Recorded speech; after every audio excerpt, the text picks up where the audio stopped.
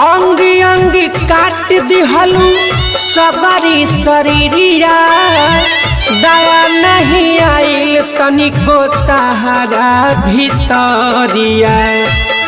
जाए मुस्कान साफे निर्दयी बारू।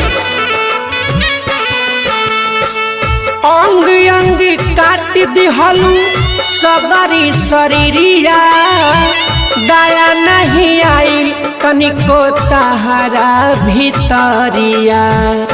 कहता रे पंकज पुरी कहता रे पंकज पुरी नारिये के नाश दिहली नारिये राम। दोसरा से नहीं लगा के दोसरा से नहीं लगा के